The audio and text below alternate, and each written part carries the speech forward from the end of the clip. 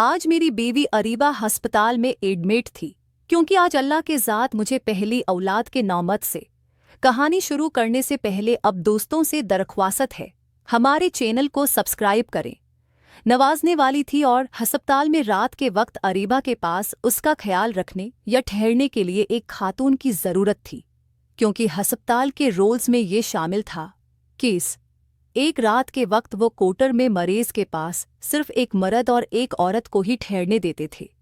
मेरे ससुराल की रिवायत था कि पहली औलाद होने पर ससुराल वाले ही सारा खर्चा वगैरह का इंतज़ाम संभालते थे। इसलिए मेरी बेबी की देखभाल के लिए मेरी बेबी अरीबा की छोटी बहन, जिसका नाम पाकीज़ा था, उससे मेरी बेबी अरीबा के पास ठहरा दिया गया।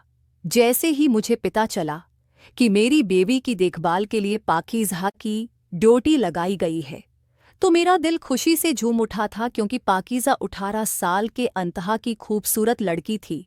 यूँ समझ ले, जो भी उससे देखता तो नज़रें झपकना ही भूल जाता था।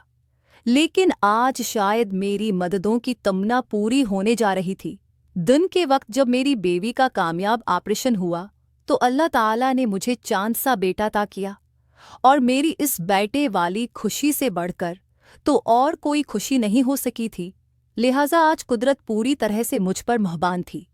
फिर अपनी बड़ी बेटी का हाल चाल मालूम करने की गर्ज से और मुबारकबाद देने के लिए कुछ घंटों के लिए साथ ससुर भी अस्पताल में आए। सारा दिन वो अपनी बेटी के पास यानी मेरी बीवी के पास रहे, लेकिन वो भी शाम के वक्त ये कहकर घर वापस चले गए कि एक तो यहाँ अस्पताल में ठहरने की इजाज़त नहीं है, और दूसरा पीछे घर वीरान पड़ा है, कहीं कोई चोरो चुकार न आ जाए।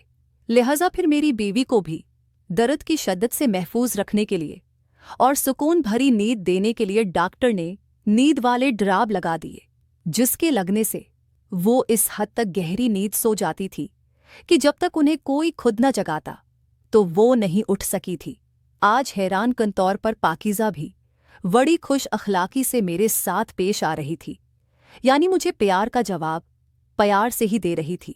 वरना पहले तो मैं जब भी ससुराल जाता तो वो मुझसे सलाम दा करने के अलावा ज़्यादा बातचीत नहीं किया करती थी, और आज वो भी मुझे बार बार चोर नज़रों से देख रही थी, जैसे वो भी उसी पल का इंतज़ार कर रही थी जिसका मुझे था। फिर जब मेरी बेबी हल्की फलकी गुज़ा खाने के बाद गहरी नींद में गई तो मैं फ़ौरन अस्पताल से बाहर निकला और पाकीज़ा के लिए एक ब्रेड चॉकलेट खरीद कर लिया, क्योंकि मुझे मालूम था कि उससे चॉकलेट बहुत पसंद है।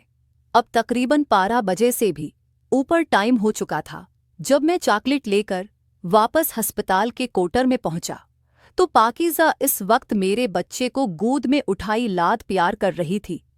फिर जैसे ही मैंने चपके से उसके हाथ में चॉकलेट पकड़ाई तो उसकी खुशी की इंतहा न रही।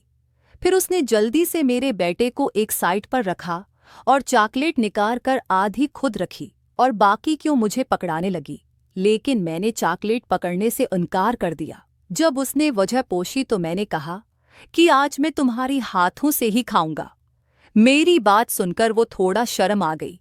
फिर वो मुस्कुराते हुए दबिसी आवाज़ में मुझे कहने लगी कि आपकी इस बात का क्या मतलब है। मैंने कहा कि तुम खुद को खुद तो समझदार हो, अक्लमंदी के लिए तो इशारा ही काफ़ी है। तुम्हारे उन खूबसूरत हाथों से चॉकलेट खुलाना भला किसकी ख्वाहिश नहीं होगी। फिर उसने मुस्कुराते हुए मुझे कहा, अच्छा जी ये बात है, ठीक है, अगर आप इतनी ज़िद कर रहे हैं तो मैं खुला देती। फिर उसने जब अपनी हाथों को बढ़ाते हुए चॉकलेट को मेरे मुंह के करीब किया तो मेरे चॉकलेट खाते हुए हल्की सी जब मुस्कुराते हुए मेरी तरफ देखा तो मैं समझ गया कि अब देर निशाने पर रही है। मैंने मुसलसल 4 दफ़ा पाकीज़ा के साथ में अपने गांव से 30 किलोमीटर की दूरी पर वाक़या देनपुर शहर के एक बैंक की ब्रांच में अकाउंटिंग की तौर पर मुलाजमत करता था, और रोज़ सुबह सवेरे गांव से निकलकर शहर पहुंचना और अपनी जिम्मेदारियों को निभाना मेरी रोज़मर्रा ज़िंदगी का मामूल था। यही समझ लें कि ये नौकरी ही मेरे लिए सब कुछ थी। फिर मैंने अपनी नौकरी बहुत ज़्यादा अपनी ईमानदारी से करना शुरू कर दी। तो प्यारे दोस्तों, अगर आपको हमारी कहानी पसंद आई है तो मिलते हैं अगली वीडियो में।